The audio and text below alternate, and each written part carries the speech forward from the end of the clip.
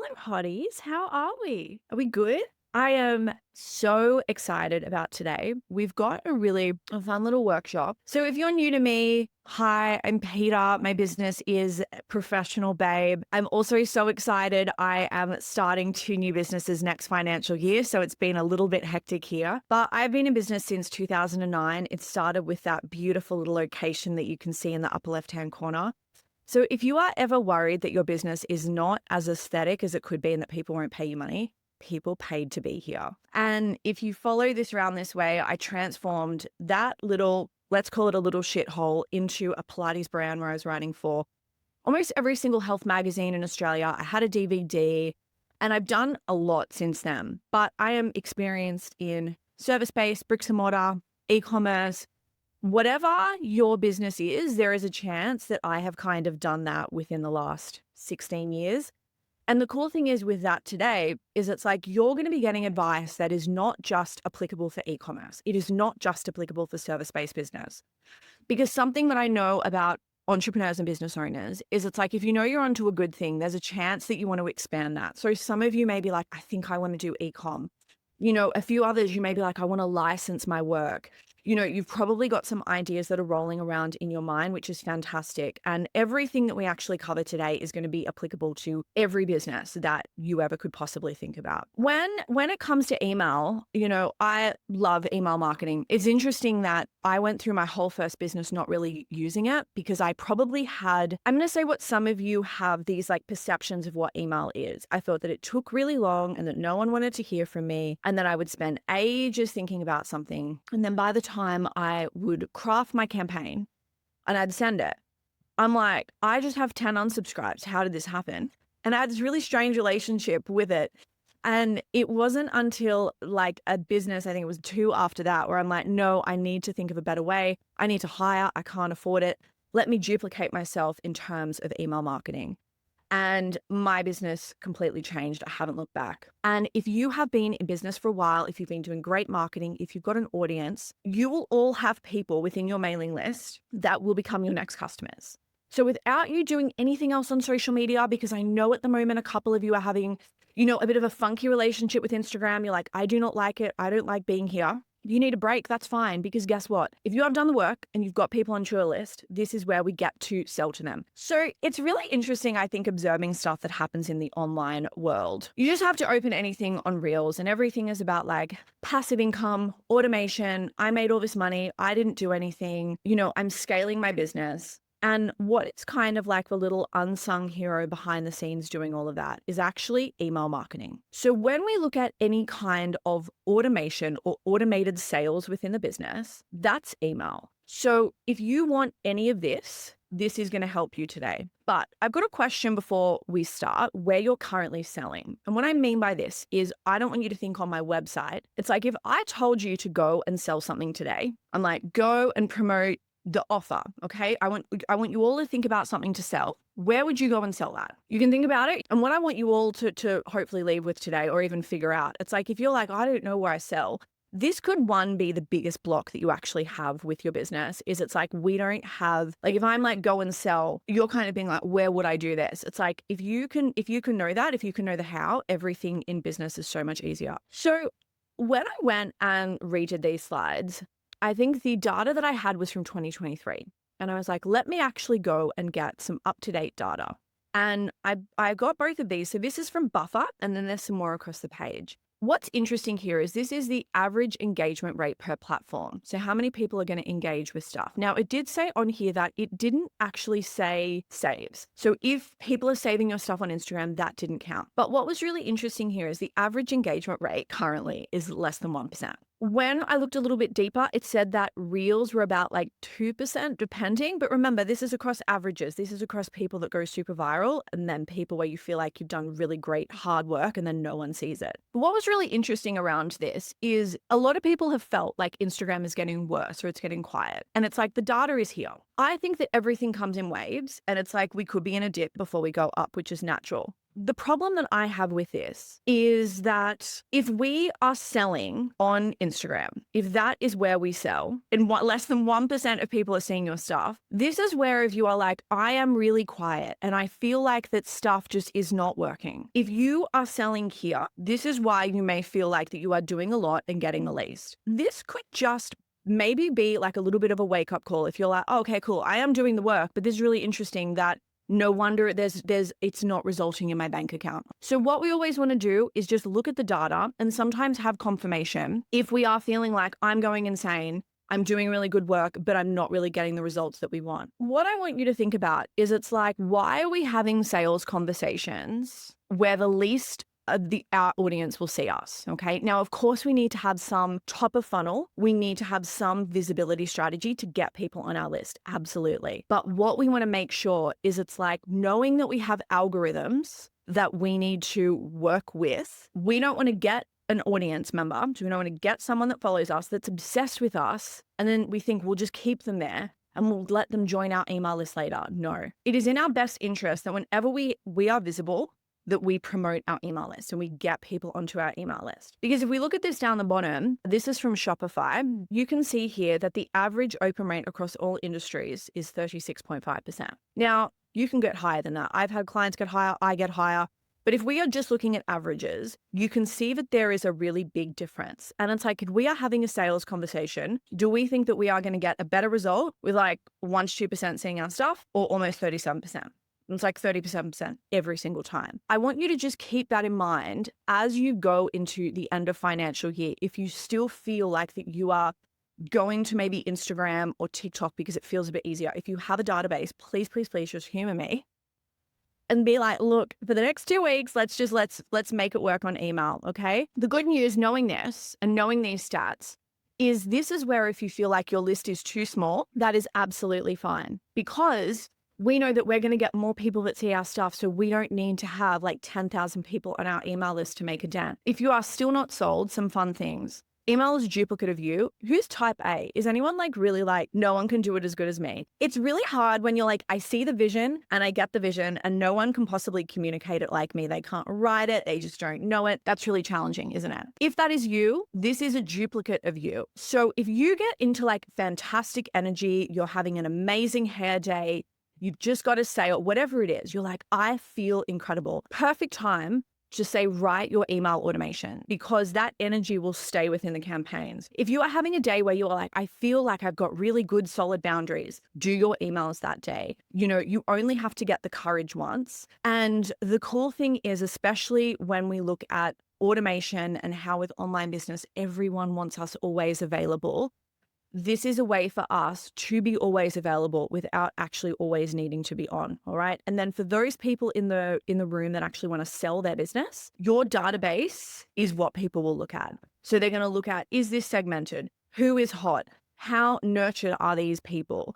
And if you know that you want to sell something coming up, working on your email list, getting that really segmented, which we'll cover today, getting that really, really hot so that people can look at it and they're like, oh my gosh, we basically are walking in to like hot leads that we just need to close or customers that we need to sell to. This is a way for you to do that. All right. It's not scammy. It's not low ROI. It is not annoying or invasive. The only time that it is if you probably forget about your list and then you hammer people with the sale, or if we don't have segmentation. So a lot of what potentially will annoy you about email is email done bad, all right? I want you, as we go through this, to get clear on one thing that you want to sell. So for those service providers in the room, this may be a little bit challenging because you'll probably be thinking across your offer suite. If you're e-com, you have a bit more flexibility because you obviously have a shopping cart. People can put multiple things in. But just start to think about now what you actually want to sell. That's the first step of anything, because if we don't know what we're doing, this is where I can give you an amazing strategy, but if you don't have clarity within your business, you're still going to be like, I don't know what to do. So go grab some shit, grab some piece of paper, or if you want to write it on like the notes on your computer or your phone, go do that. So you're going to write people, segments, marketing plan, content, automations, you, and then you're going to write 1, 2, 3, 1, 2, 3, 1, 2, 3, 1, 2, 3. So you'll have 1 column and then 2 column. And then right next to it, 1 equals lowest, 3 equals highest. I want you to think about it as like 1 out of 3, 2 out of 3, 3 out of 3. So the first step for sales is my favorite topic ever to discuss, which is segmentation. So who has ever gotten an email from a company and you've already bought the thing that they're selling you, but it's not the kind of thing where you'd buy again? Like, it's not like face cream. It's not like candles. It's some like once off purchase, something like a course, right? Give Good Email. It would be like you getting on my list and you bought Give Good Email, and then I'm selling you Give Good Email again. You're like, why is she selling me this again? I don't need to buy this again. I'm not renewing. I bought the thing. I've got the thing. Most time, what annoys people with email is when they get marketed something that they have, or they get marketed or sold something that's not relevant to them. And if you have had an experience before where you open your inbox and you're like, why am I being sold to? This comes back to segmentation. And what segmentation is it's how can we group our subscribers so we are sending them relevant content that speaks to them. The reason that this is so important is there is a stat from Campaign Monitor, and if you can segment, you can get up to 760% more revenue out of your emails, which is just an insane statistic. So this is where, if you know that you are emailing regularly, you know that you've got a strategy, but what your strategy looks like is I want to send an email. And if I've got 1,000 people on my list, I'm going to select those 1,000 people and they're just going to get that email every week. Okay. That's what most people start doing when they start with email marketing. There's nothing wrong with that. Okay. You're still going to get a good result. It's still going to be relevant to a lot of people. However, when we can get this really working for us and we can have our little groups of subscribers, this is where you will notice that this will positively impact your revenue. Now, where this happens, it's interesting because people are like, well, how does this happen? If you could do this from the start, so let's pretend someone joins your email list, right? The first email they get, hyper relevant for them. Second email, hyper relevant. Third email, hyper relevant. What do you think is going to happen when you go and you email them a sales campaign? Do we think that they're going to open that or not? They're probably going to open it because what they've already got is so much data that, like, every time Erin emails me, it's like she's speaking to me. How is she in my head? What they're also going to do, because these other emails are so relevant, when Erin sends an email that is a sales email, they're going to read it because their brain associates Erin understands me, therefore this email is for me. Where you will see this happen the other way is, let's pretend that we've got a Pilates studio and you're an athlete. And you join the Pilates Studio's mailing list to see, should I go here for classes? On their website, it says that they work with athletes, people that want to be healthy, and pre and postnatal. You join their mailing list, and the first thing it talks about is, booking Pilates if you're pregnant. And if you've just had bub, you can bring bub too because we've got mums and bubs classes. You're like, okay, sweet. Second email, same thing. Third email, same thing. When you get that fourth email, if you are busy and you don't have that brand loyalty, you probably are not going to open it up. If you haven't gone to the studio, you won't open that email. And what if that fourth email speaks directly to you as an athlete? There is a chance that you're like, I can't go here because these classes aren't for me, so I'm actually going to go to this other place. And you can see here how something as small as that actually shows people when they are in like I'm going to say the shopping stages, is this business for me or is this not for me? And this is why when clients like, should we go to the effort? I'm like, 1,000% yes. What you can do as well is, if we segment, you actually can send more emails. So if you're like, we've already we do really well.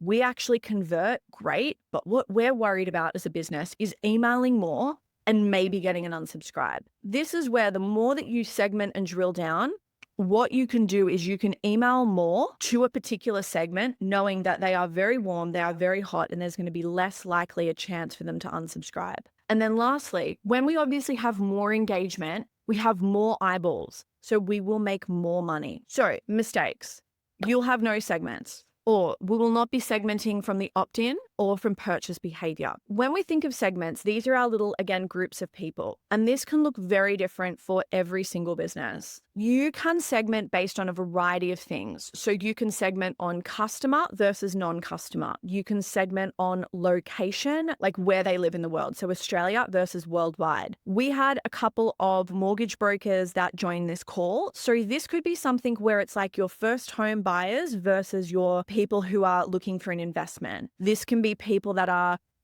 looking for a property under the million mark, this could be the people that are looking for a property over the million mark. Because you can see here how you are going to have different conversations with these two groups of people. So it's not just about having two groups. You can have multiple different segments. What we can do when we have these is this is where when we go out to create our marketing plan, we can actually create comms that speak to these individual little segments. So this is a screenshot that I took last night in the back end of my email marketing software. So I use Flowdesk. In Flowdesk, we have the ability to segment and color code. Depending on the software, you may not have something called a segment, but you may have a group or you may have a tag. But it's a way of you adding a little differentiation point to a subscriber. So if I go in your profile, I should be able to see maybe what you've downloaded, what you're interested in, and anything where I may have asked you a question. So you think about it, when you opted into this event, down the bottom, there were the little check boxes, right? I was like, are you a business owner, service-based business owner? Are you e-commerce? Or are you in the industry? So you sell services. That's like you're a VA, OBM, social media marketing manager. Guess what? I segmented you into those buckets. So now it's like, let's pretend that I've got a really good case study and it's e-commerce. Who am I going to send that to? I will probably send that to e-commerce people, and I will change up the copy slightly. And I can talk about how if you sell email services, these are the kind of results you can get for your e-commerce client. And then I can send those to people in the industry. But again, this is how this looks for me. And it's easy for me then to go in and be like, okay, cool. When I look at this segment, can I email them a bit more? If I've got like a segment of clients, can we offer them a special offer? And this is fantastic for those of you that want to run promotions, but you don't want to reward people that potentially are like just sitting on your list and they've never purchased. So if you want to do an end of financial year promo, but you're really conscious of continually being in discount mode, this is where you could go in, you could manually create a segment. So you could select all of your customers and you're going to say, hey, I've loved working with you for end of financial year. Here's 20% off, used by June 30. What you've done here is you have gone and rewarded one segment that is really hot, and then other people that have never purchased. It's not like then you're setting them up being like, oh, okay, cool, she does promos. I just won't buy until there's a promo, okay? So you can see here how when you have an understanding of this, it can make it like easy for you to actually make business decisions if you're like, well, I don't want to discount because I don't want to be known for that. If you want to go in this deeper, bulletproof your marketing and make email your bitch. We actually cover a lot more on segmentation. And of course, this is something that we cover within Give Good Email. But here is an example of the same email and how this showed up across 3 different segments. So if we go all the way to the right, this was sent to my clients. So you can see here how it's got a higher open rate. What's that? 63.5, and then a 1.9% click rate. The middle one was a wait list. And then the first one was my whole list of subscribers minus my clients and minus my wait list. And you can see the difference in the metrics. So the people that are warm and very hot leads, or they've converted, they are going to have higher opens. I know I can email these people more. They may slowly disengage a little bit over time, but you can see here the difference, all right? These people I can sell to more effectively. These people, I need to just change up how that looks. Here is an example of that. On the left, you can see that this is a really obvious sales email. This is smart business. This is selling my mentorship business bang. I link it. I cover exactly what you get. And then I offer in the PS a different payment plan. On the right, you can see how you've got, it was more like I would call it a value add email. And then what we did is we moved the call to action down into the PS. So I'm still selling, but it's not as obvious. And it's something where even if people don't buy, they still can read the email and they're like, this is interesting. I've gotten something out of this. And then if they want to take that next step, that's present. So this is where often, and I don't know if any of you have found this before, where you feel like that you want to say something, you want to sell, but you're like, oh, I don't think I can say this. And you kind of get in this like, do we give a really value add email and then not sell, or do I sell? Has anyone felt that before where it's like, you're not moving forward because you're like, I don't know what to do? This is where you can do both. And this is where you would divide it up with segments. What I do when I actually do this is I will write I'll write whatever email is coming to mind first. So sometimes I'll get a really punchy sale email come through. I'll write that first. And then what I do is I think about, okay, cool. If someone just has joined my newsletter and they're getting this, how would I frame this? And then I will remove paragraphs and I'll maybe move stuff down to the PS, or I'll make it a less obvious call to action. Like if we were to go and open your email marketing software today, would I be able to see segments, know what they are, and put them within a marketing plan? So I want you to give yourself a score out of 3. 3 out of 3 is I understand segments. We've got them set up. You would give me 2 thumbs up. And when I look at the emails that I am sending, I can see that I'm not just sending emails to my whole database, that I'm sending an email to this segment. I'm sending an email to this segment. All right, that's 3 out of 3. 2 out of 3, maybe you're kind of doing that. Maybe not always. Maybe you've got them set up. 1 is like, what is this? I don't know what I'm doing. Okay, sweet. I have groups set up that get to set up segments. Depending on your software, your group will be your segment. This is where email loves to make it really tricky and they all call it something different. But what it is, it's like if we go into your software, there's a way to kind of differentiate the people that we've got on your list. Now, this is where we take the segments and we put them into a plan. Now, ideally, what we all should have is a marketing plan. This does not need to be something that we like have a whiteboard, we spend half a day, it feels really official. This is really, what are we doing? What result do we want? Who are we sending this to? And what are we going to say, right? It's like if we were to look at what we are doing from now until end of financial year with our marketing plan, it's like, what is the goal that we want? What are we selling? Who are we selling it to? And how are we going to say? And then what are our little tactics? Now, the how is a cock blocker. A lot of people feel like that they're terrible at email and they're not. What they are terrible at though is planning. And why they're terrible at this is they sometimes are like, I'll just work in flow. And when an email idea gets channeled to me, I will send that out. That is not a strategy. That is a formula to not make money. I want you to look at the how as your framework. And when you understand what you're doing and what it looks like, you will find you are so much more creative. But what you will also see, it's like, let's pretend that you are selling and you've got your marketing plan and you're like, oh, it's not really working. Okay, great. Now we have data to work out why. Is it the segment? Is it the frequency? Maybe we need to not send emails on weekends, but maybe let's try 10 o'clock on Tuesday night, right? So it gives you the ability to look at data and then make a move forward. Why we want to do it as well, it will take you so much less time to do email marketing and you will make more money. What we want to think about as well is macro dream, micro execute approach. This is where I am really big on with clients, them telling me the big goal that they want to work for. So if you tell me I want to make $1 million a year, I want to sell 20,000 units. This is what I want. I want you to see email as like your little intern that is a duplicate of you. So if you prime your intern with the goal that you want, that is now a plan to make that happen. And this is happening behind the scenes. It's also very hot and scalable and big business of you. So for those people that are growing their business, if you want to bring a team in or if you want to sell, having all of this documentation worked out is going to be really easy, especially like as a founder. You know, if you don't have time to do this and your assistant can do it, it's going to be so much less pressure. So get your brain to do this and then you can handle that to someone else. And I want you to think as well that if email was your team member, this is their job description. So if you pay for software, I want you to see that as you paying for a virtual assistant. And if they're not doing anything, you're basically paying someone to sit there. But you could really pay them to do an exceptional job. And what that job is, your marketing plan, that is their job description. So mistakes that I see, people will either do too much or too little. They will be very ambitious and then there's no follow through, or their marketing plan is I'm going to send one email once a month to my whole database.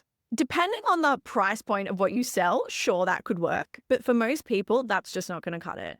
Now, another mistake is having a goal. So I want to make $20,000 by the end of the financial year. And then when we think of tactics, that's an action. Okay, cool. How are we going to do that? Well, I don't know. So if you have a goal, you then have to have some action steps in place so that that $20,000 can happen. So a tactic could be, okay, cool, I'm going to segment my list. And then the next tactic is going to be, okay, cool. I'm going to think of 3 different sales angles for these 3 different segments. And then another tactic could be, I am going to write 3 emails for each segment and schedule them. And then that is supportive of the goal that I want to make. And then again, having a plan, not actioning it, or being too ambitious. This is where I'm happy for you to be visionary, but we also just want to make sure that when we look at our marketing plan and the results that we get with the metrics, it's a good idea to have an understanding of how your metrics were and then benchmarks.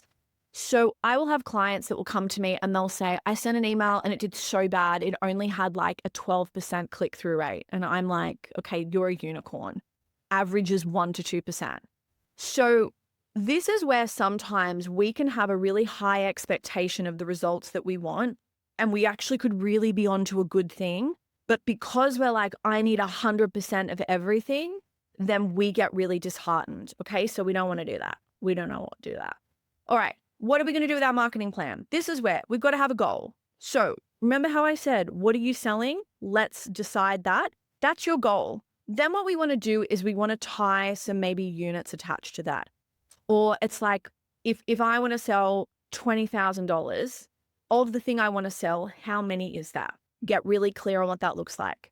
Then the next step, who are we speaking to? So when we think about this $20,000 goal, who are the people that would buy that thing? Do we have an understanding of our audience? Because remember, when we do, this is where we can create campaigns that really speak to these people. And then what we want to think about as well is, now that we know that, what are some different content ideas? We're going to do this next. So don't stress about that. This is obviously very simplified, but this should give you an understanding of, it's like when we look at email, how we should approach it, instead of just, I need to go and send a newsletter. Let me log in and send a newsletter. And this is where there can be a disconnect, where it's like, you'll feel like you're email marketing, but if we don't consider this is where there's a disconnect with like the action and the cash that we want, right? So what I've said here is, when it comes to selling, what you need is frequency, attention, and regular call to actions. So we need frequent emails. We need to get people's attention so they open, and then we need to present them with a call to action. And what we should be able to do is, we should be able to look at your whole month or your whole quarter and be like, yes, this makes sense. These are the action steps in place so that we can get this really sexy outcome. And maybe you're like, I feel like I'm kind of doing the right thing, but what's lacking is volume.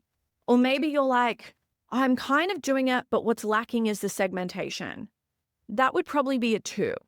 A 3 would be, you know what? I've got this all worked out. I have a marketing plan. I know what I'm selling.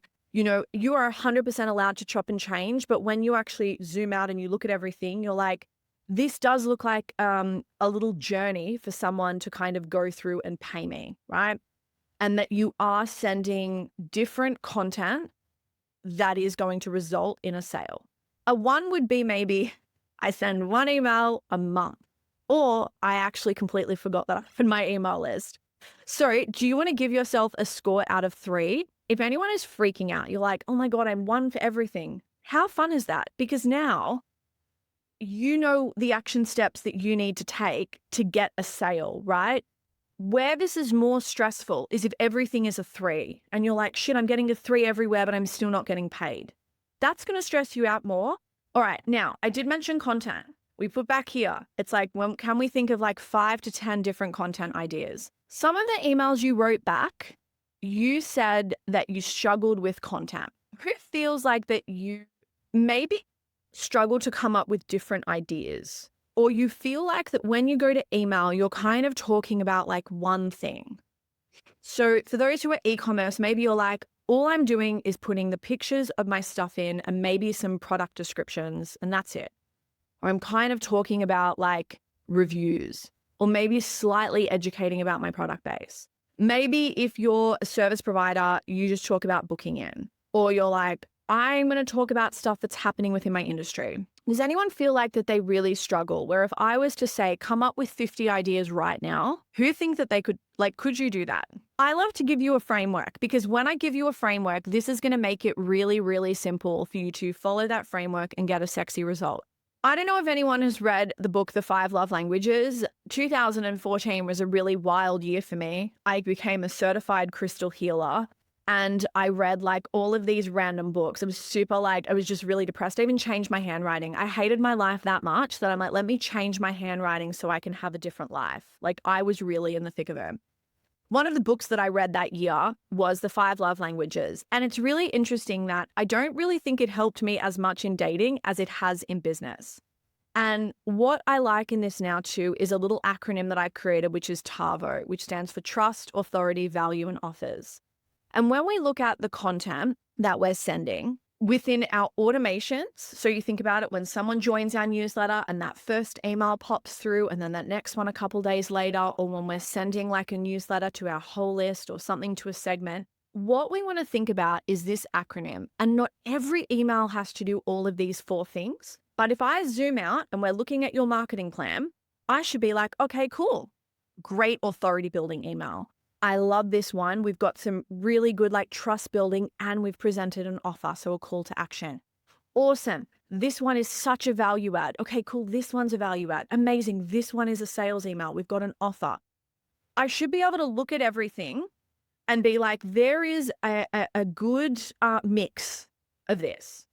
Now, often what I see is if you are e-commerce, people will just sell. So it's offer, offer, offer, offer, offer, which is fine. People know if they're signing up for e-commerce, they're going to be sold to in every email. That's all good. Often what I don't see though is potentially like why your business is incredible and all of the things where it's like if we were to get a whiteboard and write down why you are so different and unique and the best at what you do, I never see that come across in emails. Service-based businesses tend to not want to sell and they'll just give a lot of value. On the other side of that, I then see service businesses fall into the other trap where every email is a sales call to action and there's not really a whole lot of substance. So if you have been emailing regularly, if you're like, okay, cool, I actually scored pretty okay with marketing plan, what would be really fun for you to do this afternoon is to do an audit and be like, what emails build trust? What emails show authority? What give value and what explains my offers? So how they can give me money. Some emails will do a mix, but what we want to make sure is that you actually have a mix when we zoom out and you can see that. Because like the 5 love languages, different strokes for different folks. Not everyone is going to love a value add email. You're like, I'm so sick of this. I'm right now in the deciding mode and I just need someone to come in at the right point with a solution and a link and I'll pay. You'll have people like that don't really need a whole lot. They just need to know that what you are selling is what they need. Another thing to remember is we don't want to sell based on how we buy. This is something huge to take away because quite often we will be so influenced by how we do things that we assume that everyone is like us. If you are into podcasts, I think it was episode 100 of the Business Fondle podcast. Some babe called Peter runs it. She's epic. But that is around how my business changed and I sold more expensive things. There is a lot of stuff within that episode around like selling, buying psychology. And if this is something that you know that you need to work on, I would definitely listen to that. Do you map this out in a launch to make sure you're covering basis or is it more intuitive? Map it out. 100% map it out.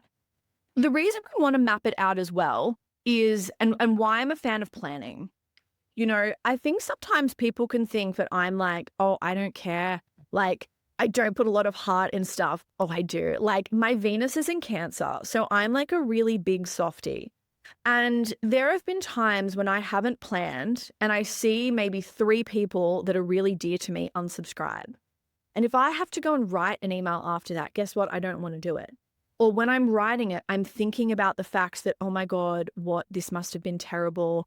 Why did they do this? Like that is coloring my judgment and it's affecting what I'm doing in the future, which is why in a launch, because emotions are high, they are heightened, especially if you are in a dip, which happens for every single person, you want to make sure that you are planning things out, okay? Just so that this doesn't happen. You don't have to send these emails, but this is where I would write them and I would have them.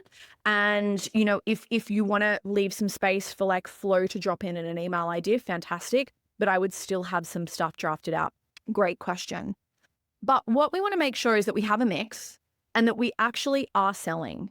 And when I mean selling, I mean selling. So I don't mean that you are selling just in the PS. I mean that I should open an email and this should look like a sales email. That does not have to go to your whole list, but it should go to a segment that could buy the offer that you want to sell. So I want you to think now before we move on, how you would rate this out of 3. Like, would I look in your email database at the campaigns you've sent? Let's just say from now until the start of the year, and I can see a mix.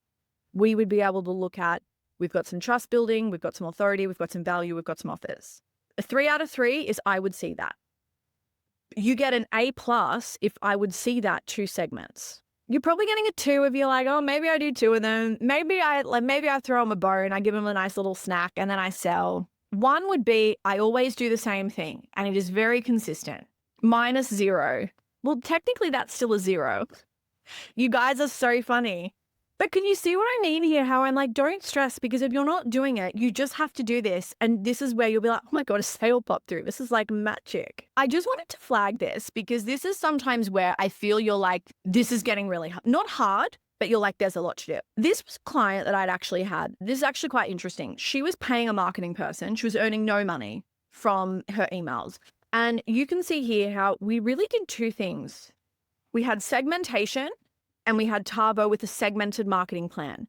She got these results where she went from 6 months to 0 to $16,000. Then she brought in automations and she's now making several $100,000 of email sales in a year. So this can 100% happen, and it is worth the work, okay?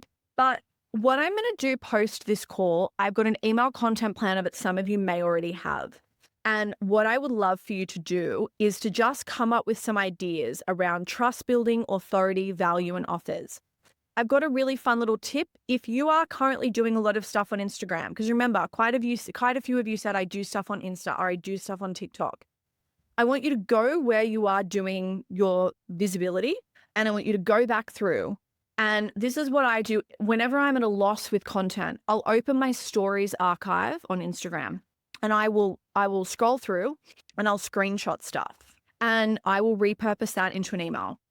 And I think sometimes when it comes to crafting our campaigns, we can get a bit deer in headlights because we're like, I don't know what to say. I want you to approach it with the same energy as if you were just taking a story and you're writing some stuff, or if you're popping a post up on LinkedIn. No big deal, right? But sometimes I think when it comes to email, we can get a bit stressy. So this is a really good way for you to audit, and I do have a planner for you to use. Now, this is where it gets fun. So I have been talking a bit about automations. Automations are things like your workflow, your sequences, your drip campaigns.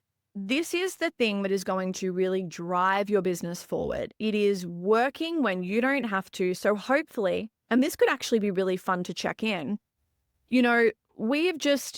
we've just finished a long weekend. Who felt like their business just completely stopped? And it's like, maybe you were thinking about this over the weekend where you're like, oh my God, I've got so much work to do. Oh, Monday. And maybe you've woken up today and you're looking at your diary and you're like, oh my God, it feels like you put the brakes on for so long now it's hard to get momentum back. If that's you, this is really going to change your business, because what we want to start to do is set ourselves up so that our business can keep running, and that when we want to take time off, our business still pushes forward. Okay. So for those of you with very big scaling plans, this is what I would recommend is going to change the game in your business. This is going to be your automated sales system. Really fun fact, because I love a stat. Automations convert every time and better than your standard email that you send. You can get a 320% increase in revenue, and you'll save approximately 6 hours per week. That's going to be more now with AI. Like if we team this with maybe like Chat or Claude repurposing some emails repurposing some social content to turn into an email, you may find that this is now you saving 10 hours a week, and you'll notice this positively reflecting your business. So for those of you who are in like the service-based industry, it's like ideally what we want is for us to turn up to work today and we've got appointments booked with qualified leads, or we've got new clients. And that's what we want. I want you to be like, cool. I feel like that I can take my eyes off my business and stuff still moves forward. So for me, every time I check my inbox, I'm like, awesome, someone's in a funnel. Awesome, someone's coming to an event. Awesome. I've got a new client and now I don't have to stress because I know that they're getting nurtured. This is really like what will change the game in your business. And for those people that have a bit of a sales block, it's a bit funny. This is where you really need to be in the energy once for you to craft your campaigns. And when you're like, yeah, I'm like on top of the world, craft them then, and then that energy will stay in them. Mistakes that I see clients make is that they don't have any automation set up. So it is them manually sending emails. That's going to get old really quick, especially if you get busy or you get sick. Another mistake is slapping them together without any strategy. Now, I'm conscious that we only have so much time today, but in Give Good Email, we have a breakdown in a unit with like, here is your strategy from a welcome automation. Here is one for sales automation. Here is one for onboarding. Here is one for waitlist. But what we want to make sure is that when we're actually doing this, that we're not being like, okay, cool, that's my automation done. There's 5 emails. Because you think about it, if we go back to TAVO, there's a chance if we don't have a strategy that all of the emails are the same. And then let's look at segments. Who is it speaking to? And this is where, for me, I am not a fan of templated stuff, because you can see here how the template doesn't look into how we all have such a unique business and we all have different segments that we're speaking to. Although they are set and forget, you still will need to update them. This is where give them a look over once a quarter. Just add that in your diary, maybe around like when you do your BAS, that you're just going to make sure that they are up to date. Because especially if you are someone that is really fast growing, if what you're saying is evolving, you don't want out of date comms selling you. Okay. We want the current version selling you. So everyone should have at a minimum, write this down, a welcome automation. So when someone joins your newsletter, or when they look on your website, there is a spot where they can opt in to learn about your brand and what you do and how you do it. Think of the TAVO acronym for that one. So we should have that. If you're e-commerce, this is probably you having like a free shipping or a 10% off or some kind of offer. For some of you that are service-based, maybe your welcome flow actually has a freebie attached, which is absolutely fine. You should have a sales automation. So when we think about the thing that we want to sell, and maybe when I said to you, what do you want to sell? That was different to, like your hero product. So what you're known for, but I would have a sales automation for that to passively sell your hero offer. And maybe they can't completely buy it. So again, if you are like a mortgage broker, this is where it's like they're not going to be able to buy it. But what we want is we want them to book a sales call. And when they book a sales call, that they are a qualified lead. And that's what that automation will do. And then we have an onboarding automation for the above offer. And what this means is someone has given me money. What happens next? Someone has become a client. Cool. Let's walk them through their purchase. That's what we should have at a minimum. As I said, we go into deep in all of these in Give Good Email, but I want you to just go through and actually audit it and see and just check in. So knowing this, how are we going to rate this out of 3? 3 would be, I have all of these. I've got more than that. You're going to give me 2 thumbs up. 2 would be, I kind of have them. Maybe I've got a welcome automation. Maybe I've got like some kind of lead magnet. I haven't looked at it in like a year, but it's there. And 1 would be, I've maybe got 1 or I have none. I've got something to show you all, because oftentimes when we talk about automations, people think that you need so many people to go through an automation for it to be effective. This is a screenshot here of the waitlist that I launched for my entrepreneurial mentorship called Business Bang. So I launched this the start of the year, and the waitlist happened, I think it was from December. It was a 3-part email sequence. It was not anything outstanding. Like they were good emails, but it wasn't like I'd spent half a day on this. I only got 12 people in. And it's really interesting that a lot of the time people are like, I don't have enough audience or enough people on my list to make a dent. And that is a belief that we just have to fuck off. The reason is, now obviously this is like if you pay in full, it's $8,000. If you pay on a part payment, it's $9,000. So I don't need to sell too many to make a lot of money. However, 12 people went through. You can see down the bottom, 3 unsubscribed. That's unfortunately going to happen. That's okay. Remember, people can always come back. You can see here how 2 of them on the right, 2 of them were me. So I'm testing twice. And then the woohoo is 2 sales. How awesome is that? Where you can see here, so these are the segments. So it's like the top one, they opted into my newsletter. They're on Business Bang waitlist, and then they're in 8 other segments. So what's awesome with this, and then see the other person where it's like they're in newsletter, they've come to bulletproof your marketing, and they're in 9 other segments. I'm a huge fan of proactively selling. And the more segments that I see someone in, the more likely that I am going to like open Instagram and send them a voice message or text them or send them an email, and I'll pitch to them. So this gives me the ability to almost be very proactive in my business and use this almost like a CRM. So you're never going to be at a loss of shit, we're quiet, what do we do? But what was also really good with this is on the left side, you can see here future. So I did this last night. I just went in and I looked at these people and I was like, these people are the target market for this offer. Like they will eventually be in this. I know, but they will join. It may be a year, but they're there. What this also does as well, especially if we're looking at this from a waitlist perspective, for me, the fact that I could see these people join, I was like, you are the target market for this offer. So I know that the messaging is working. I know that the sales page is effective. I know that I am positioning this offer in a way where the target client is interested.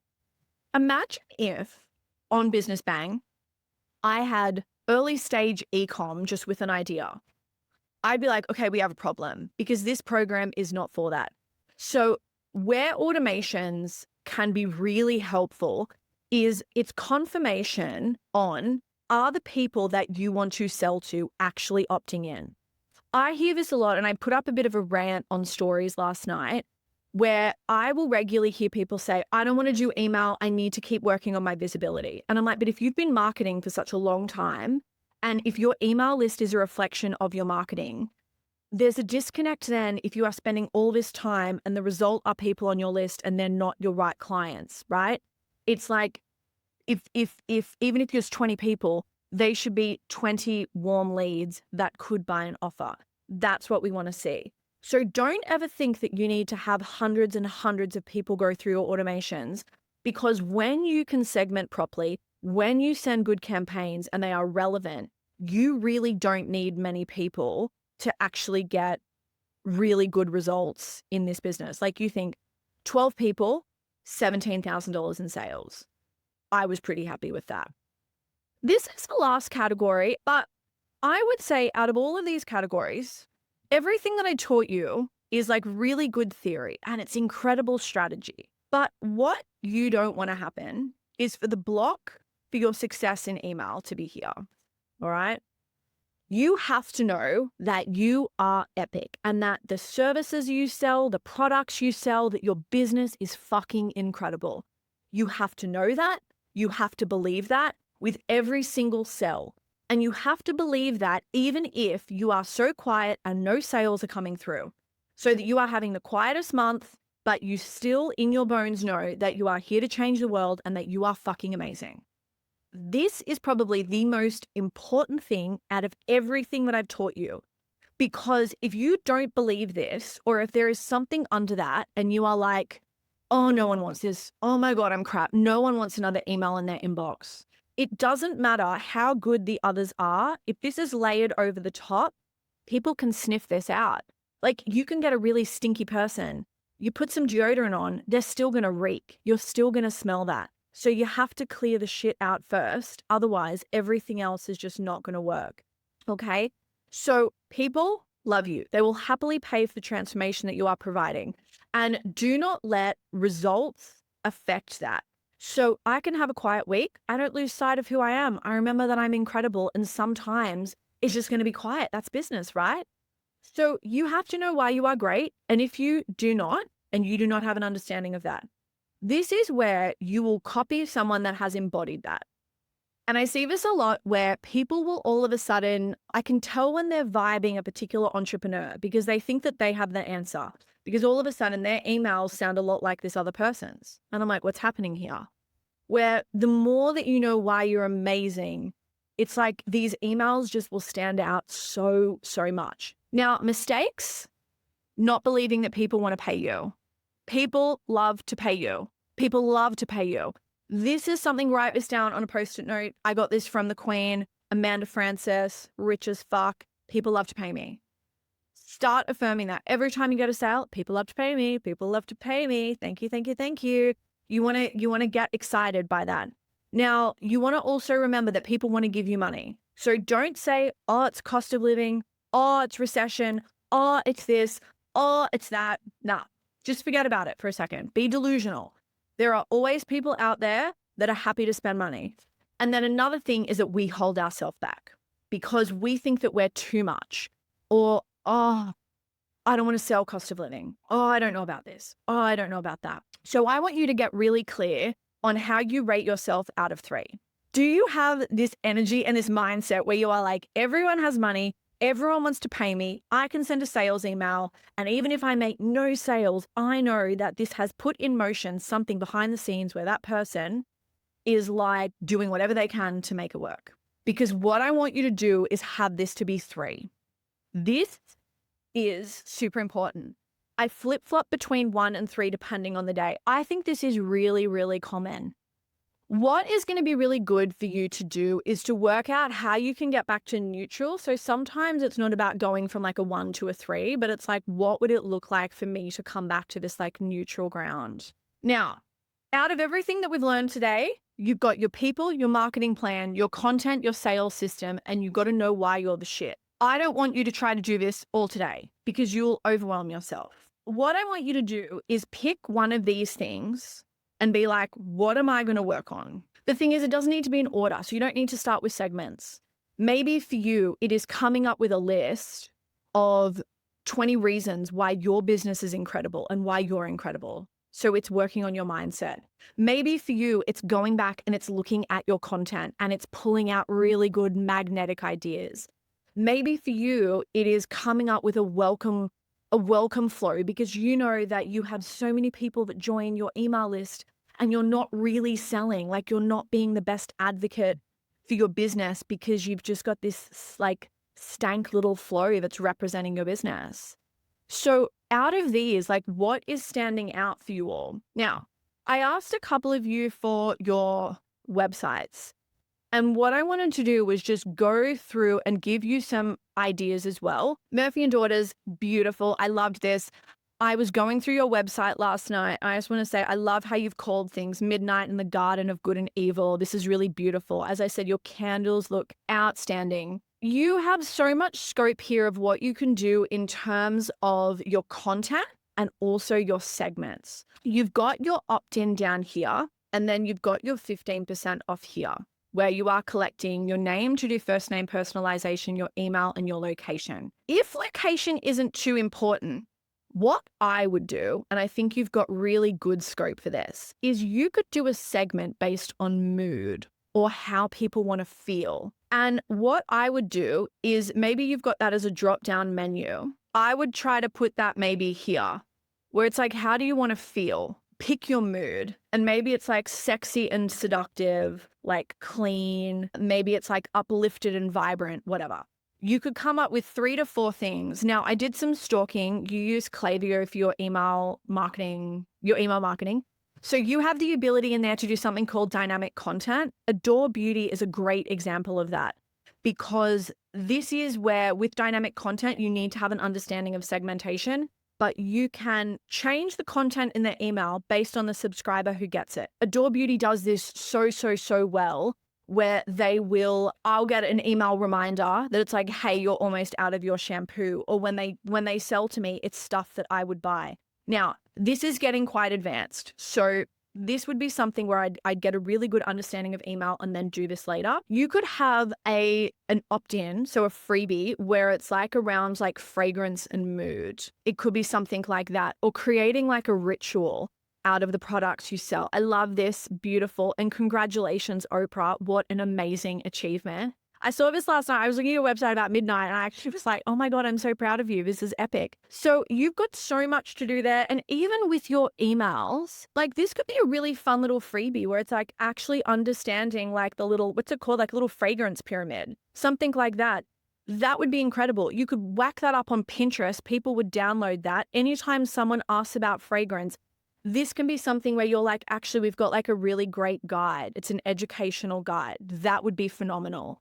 It could be something where maybe you go into the history of a fragrance. Like I love like well-researched stuff like Robert Greene's books. I'm obsessed because he's just so well-researched. It could be something where you talk about how, and again, I'm making this up, but like orange blossom was used by Cleopatra and she loved this and she was known for her skin. Like there's so much that you can do here, because where I think that this is going to be incredible is getting people excited and for them to kind of like they can visualize your products that you're selling in their life. And I think what people do that have like great taste with stuff like this is they buy so much into the vibe and how it's going to make them feel and how it's going to make their lifestyle just incredible. So I love this. I think you have so much scope with all of the products, but what I would do is add these little segments, because you may find that you actually get more people opting in.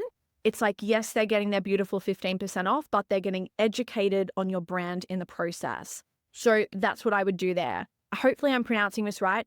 Chateau Melmont by Milena. When I was on your website, I was like, fun. I love this. I was looking at this and I'm like, oh my gosh, I want to get my hair done here. It's such a shame that you're all the way in South Australia. But I was looking at this and I was like, hold on. What the hell? World famous celebrities, film, editorial, all of these publications. I'm like, you are a very interesting person. And I think that there's so much scope with how you could actually do your emails. Like you could have something where you do a weekly email or fortnightly email and it's like gossip from the chateau or overheard at the chateau.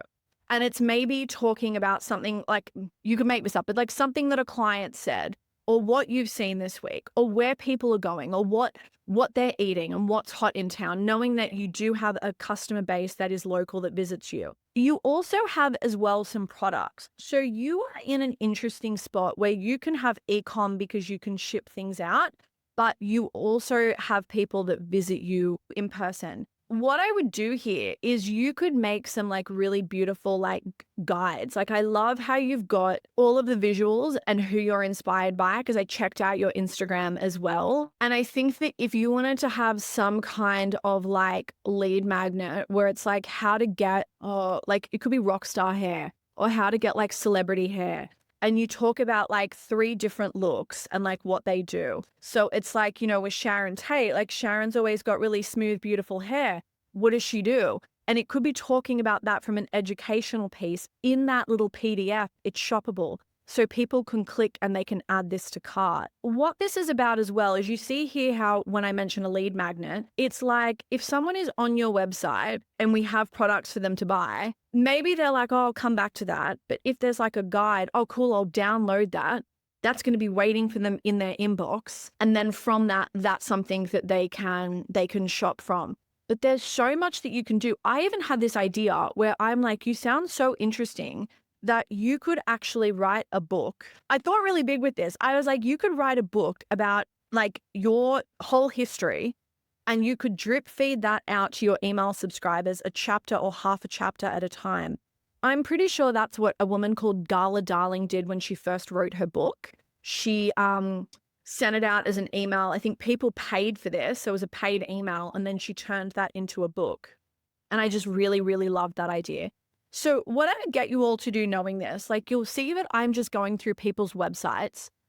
Look at your own website and just be like, what am I overlooking? Like what in here am I overlooking that really makes me incredible? Like when I talk about this, my specialty services, cool. Why is that a specialty?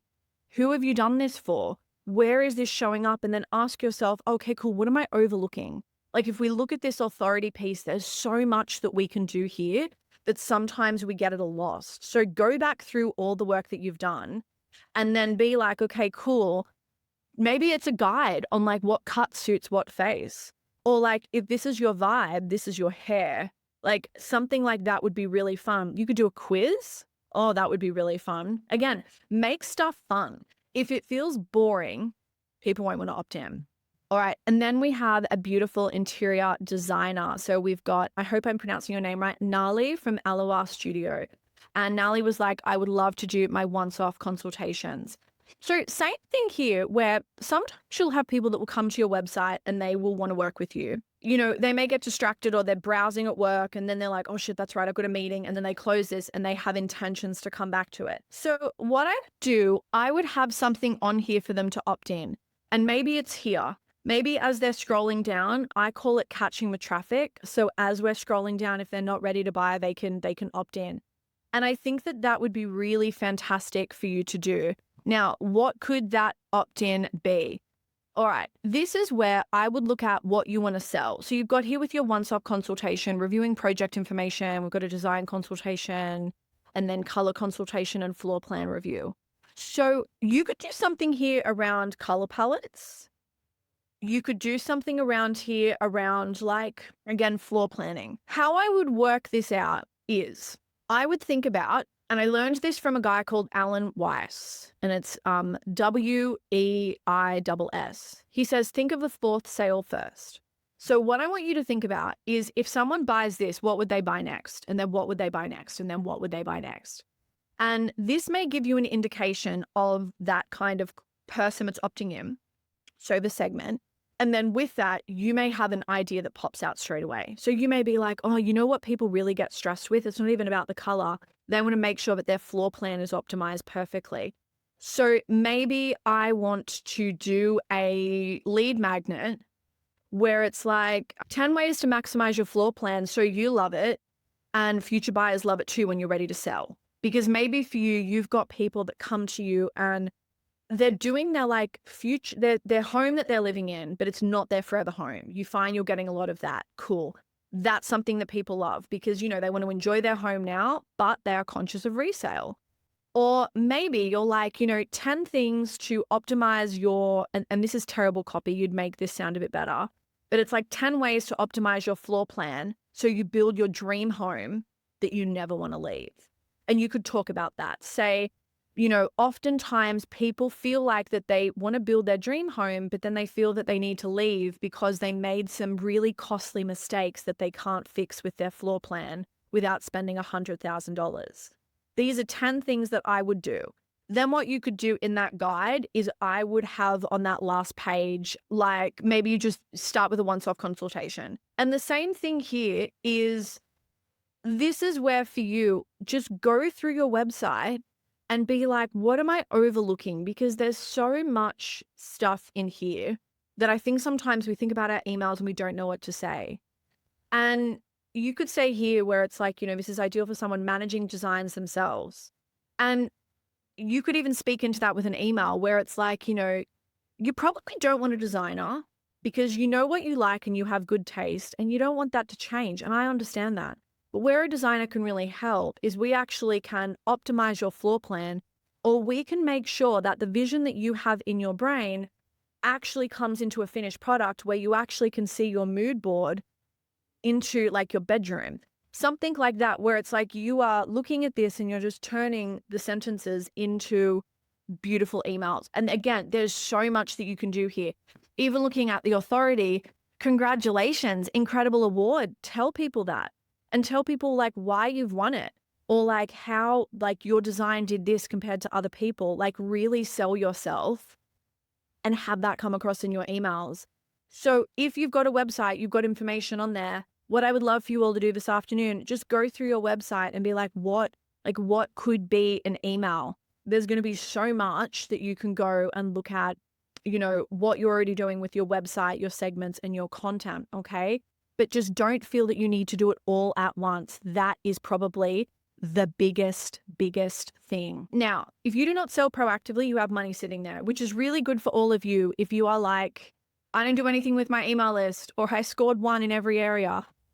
Congratulations. You have potential sales, okay? So now it's just about accessing that. We are nearing the end of our workshop, so you will probably fall into one of three little categories. Usually, people where I've ruined their day, they're not here. They just bounced in the first 5 minutes and they've blocked me on everything. But if that's you, I'm sorry, I'll PayPal you for a cup of coffee. There's a chance that you've come because you just wanted to know that you are on track. Or maybe you're like, I feel like I've got everything, or I pay someone to do our marketing and I just want them to do a good job. Like, I want to make sure they're doing the right thing. Like, I know what I'm kind of doing, but I just want confirmation.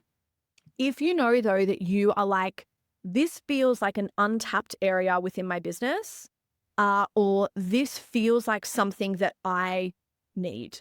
And you found yourself as well as we were going through this being like, yes, yes, yes, yes. This is where 1,000% you should join Give Good Email. We do have promo at the moment, which is 15% off. It doesn't sound like a lot, but it works out, I said, about $500. I do have a bit of an event only, I guess, call to action because I love that you've spent your morning with me. So if you buy by Friday, I'll actually go through your website and kind of do what I did before, but with a bit more depth. Usually about like 10 to 15 minutes of this is what I would change, fix this up, here are some ideas. And that's available on any payment plan. So if you pay in full or you're on a payment plan, if you do pay in full, you get a half an hour strategy session with me. We can focus on email, we can focus on something else, whatever you want. Or you could be like, I'm going to spend half an hour with you, just tell me all of the things that I should do. I will send through details on that. You've got your little audit, which I've said. We have had amazing results with this. As I said, I didn't want you to think about how can we grow our list by thousands. I want you to use your database.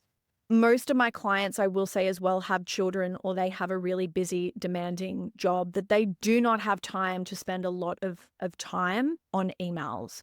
So all of these people here have kids. They've got amazing results. We really go deep on everything that we covered today. It is a business first program. So we start with a comprehensive business audit on what you're selling. We break things down. We break down everything that's happening in your business so you have an understanding of what you need to work on. I give you things like your marketing plan, your reporting templates, your content plan. So as your business grows and you bring people in, you don't have to create this. We've already done that for you. So we think about your team. Big in-depth strategy on the metrics so you'll get an understanding of things like your open rates, if they're low, why that could be happening, what to do next. A whole module on segmentation, and this is about to get a revamp. We're going to make this bigger and better because it is quite important. The automation module is massive. We go deep on sales automations, onboarding, welcome, waitlist, sales psychology, mapping this out as well. Deliverability is another important one as well. So making sure your emails end up in the inbox. If you've got a cold list and how to revive that, and then the writing and content. If there are questions, come find me on Instagram at professionalbabe. But thank you so much. I have loved every minute of this. I feel selfish because you make my day so much better. Hopefully I will get to see a couple of you in Give Good Email. I think you'll love it because if you love calls like this, we have one a month. So thank you so much, hotties. I will see you later. Have an incredible day. Mwah. Bye, everyone.